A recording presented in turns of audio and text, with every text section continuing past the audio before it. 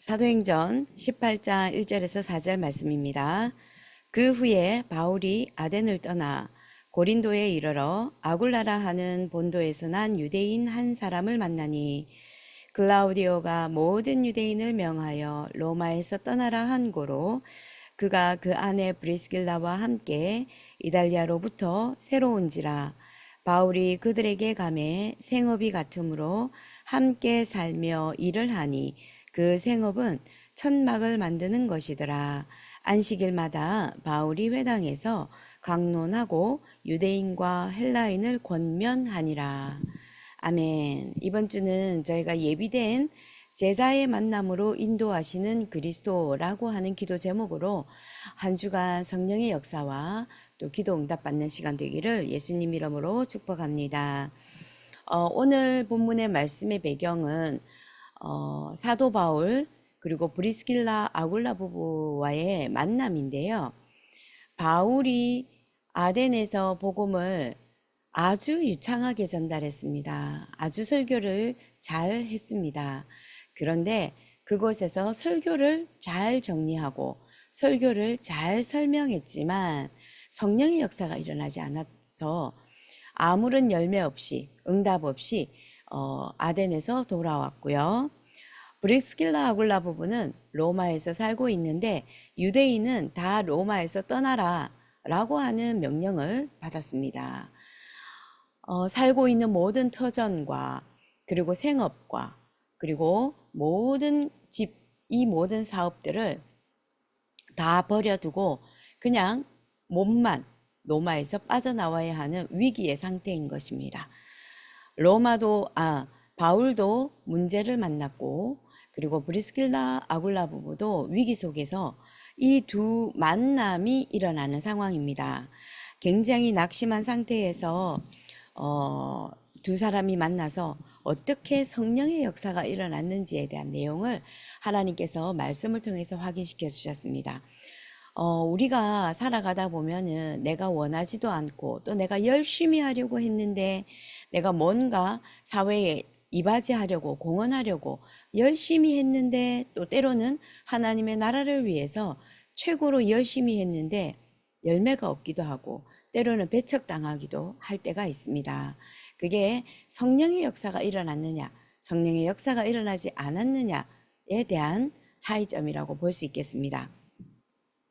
하나님의 자녀도요, 살아가다 보면은 문제를 만날 수 있고 한계를 만날 수가 있습니다. 그때가 최고의 축복의 시간이라는 것입니다.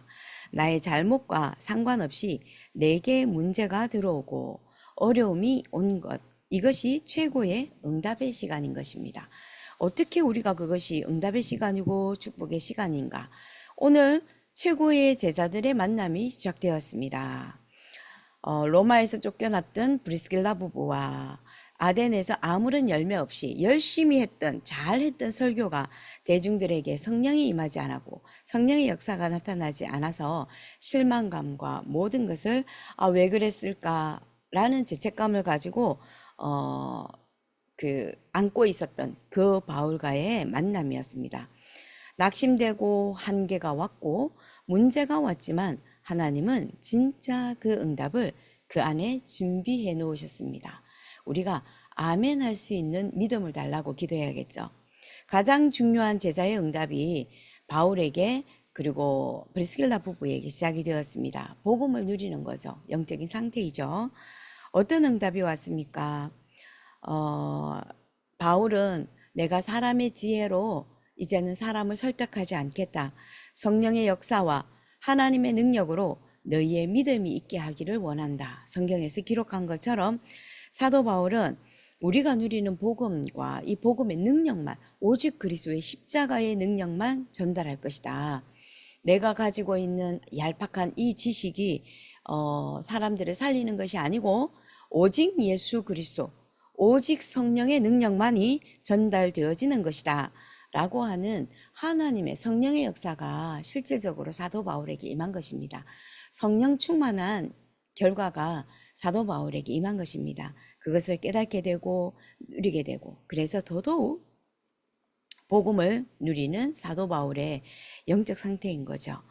가장 중요한 제자와 만남이 있었습니다. 브리스길라 부부가 함께 사도 바울을 전도 여행, 모든 전도와 선교를 도왔습니다. 함께 지내면서. 그때의 사도 바울은 이 중요한 부부를 데리고 회당에 가서 오직 그리스도의 당연, 필연, 절대성을 회당에서 전달했던 것입니다. 회당은 이미 있었습니다. 회당에서 성경을 선포하고 있었습니다. 그런데 그리스도가 빠진 예배였고요. 그리스도만 빠진 성경의 내용을 전달하는 회당의 영적 상태였습니다. 그때에 이 사도 바울은 오직 그리스도만 붙잡고 브리스길라 부부를 붙잡고 예배 속으로 들어갔는데 그리스도의 복음을 붙잡은 예배를 회복했던 것입니다. 회당에 가서 오직 그리스도 붙잡은 예배, 오직 그리스도를 회복한 예배가 시작이 되었던 것입니다. 복음을 회복한 예배를 드릴 때 우리의 삶에 하나님이 함께 하시는 응답이 시작되는 것입니다. 예배를 다른 교회들이 많은 이 땅에 있는 교회들이 예배하죠. 하나님 앞에 예배하죠. 다른 우상 앞에 예배하지는 않습니다.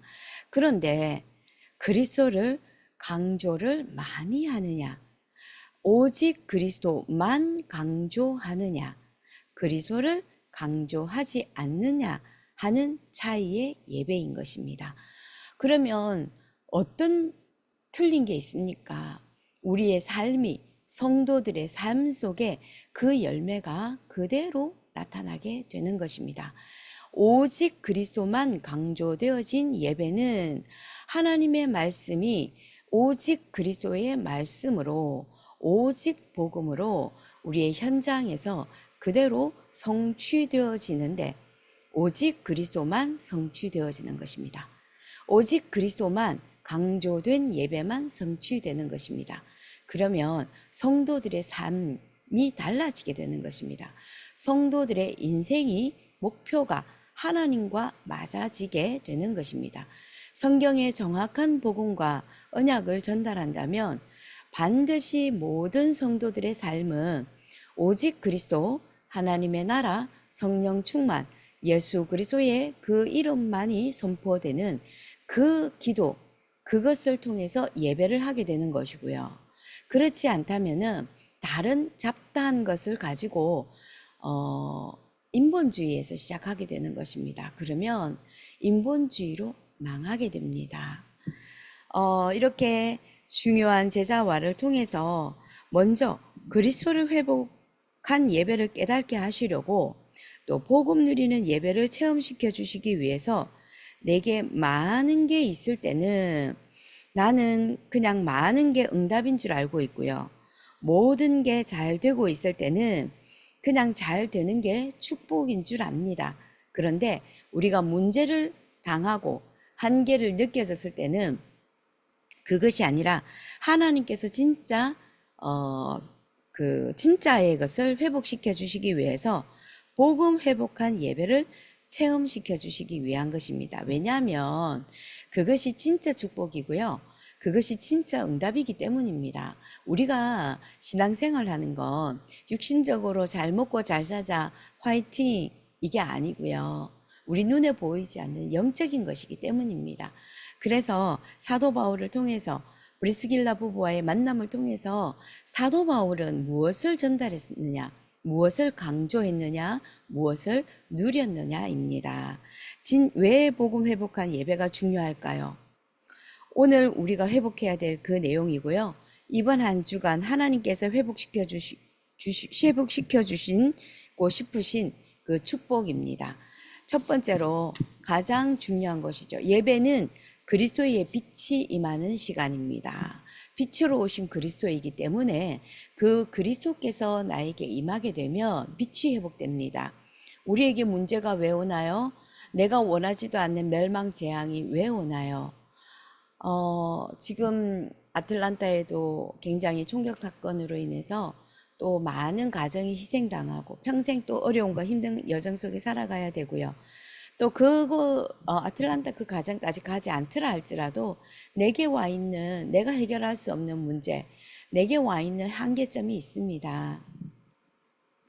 그 모든 것 속에 오직 우리가 복음 누리는 예배를 회복하면 나에게 빛이 비춰지는 시간입니다. 내게 빛이 임하고 내 안의 어두움과 저주와 실패가 떠나가게 되는 것입니다. 그것이 예배 시간입니다. 하나님께서 우리에게 간단하게 어둠을 물리치는 방법이죠. 그리스도의 빛이 임하는 순간 어둠이 떠나가게 됩니다. 그래서 우리가 예배하는 그 시간, 빛으로 오신 그리스도가 내 안에 충만해지는 그 시간입니다. 창조에 비치고 치유에 비치고 회복의 빛이 비춰지는 시간입니다. 우리에게 의사가 고칠 수 없는 질병이 와 있습니까? 하나님 창조의 빛, 그리스도의 빛이 내 안에 풍성하고 풍성하게 비춰 주시옵소서. 저희가 예배하면 되겠죠. 두 번째 예배는 그리스도께서 주인이 되는 시간입니다. 포도주가 다 떨어졌습니다. 그 떨어진 포도주에 예수 그리스도께서 손님일 때는 아무런 일이 일어나지 않았습니다. 그런데 예수 그리스도께서 그 혼인잔치의 주인이 되고 나니까 부족하고 모자라고 떨어진 포도주가 최고의 포도주가 되었다는 것입니다. 그리스도께서 주인 되었을 때에 그리스도께서 책임집니다. 우리가 인플로이로 들어가서 일을 할 때는 책임져야 할 것들이 많지 않습니다. 그런데 주인은 렌트비도 책임져야 되고요.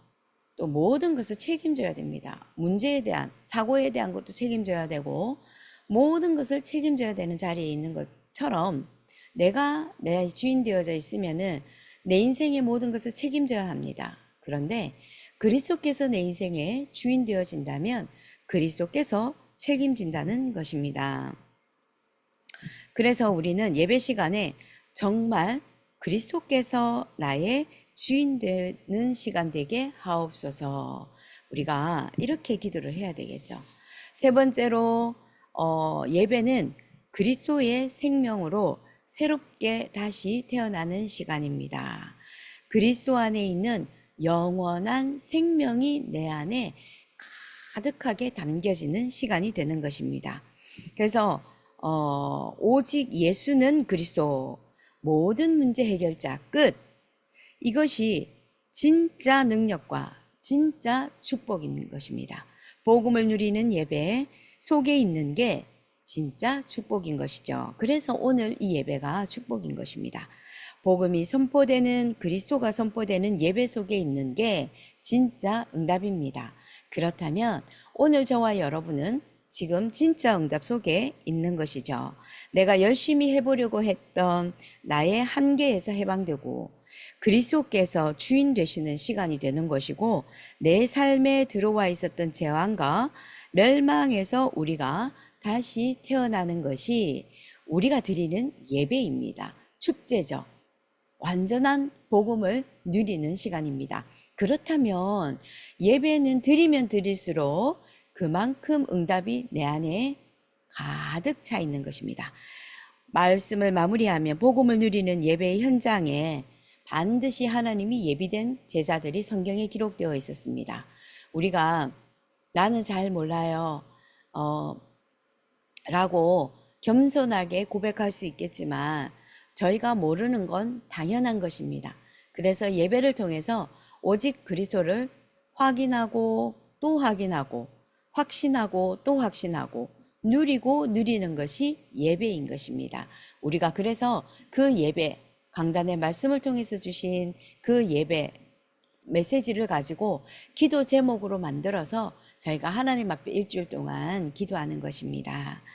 문제 속에 있는 게 아니라 축복의 만남 속에 있고요.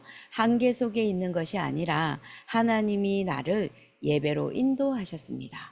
창조의 빛을 누리는 그런 예배, 기도 한 주간 누리게 되시기를 예수 그리스도의 이름으로 축복합니다. 기도하겠습니다. 오직 예수 그리스도 모든 문제 해결자이신 그 그리스도께서 우리의 모든 문제 해결하신 끝을 이루신 그 그리스도이심을 다시 한 번 더 믿음으로 확인합니다. 이 그리스도를 예배를 통해서 확인하게 하여 주시옵시고 우리의 모든 것이 예배를 통해서 그리스도의 빛이 비춰지게 하시며, 또 그리스도의 빛이 비춰진 그 예배를 통해서 다시 한 번 더 하나님께서 우리의 주인 되어지는 시간이 되게 하여 주시옵시고, 내 속에 있는 내가 알지 못하는 재앙과 그 어둠이 오직 예배를 통해서, 복음을 회복한 그 예배를 통해서 새롭게 완전한 창조의 빛으로 새롭게 태어나는 시간들이 되게 하옵소서. 문제와 한계 속에서 오직 그리스도의 빛이 비춰지는 최고의 예배, 참된 예배, 축복의 예배, 그것으로 들어갈 수 있도록 우리 모든 성도들에게 성령 충만함을 허락하여 주시옵소서. 오늘도 빛으로 오신 그리스도께서 나와 함께 하셔서 창조의 빛으로 비추고 계심을 믿음으로 아멘합니다. 역사하여 주시옵소서. 예수 그리스도 이름으로 기도드립니다. 아멘.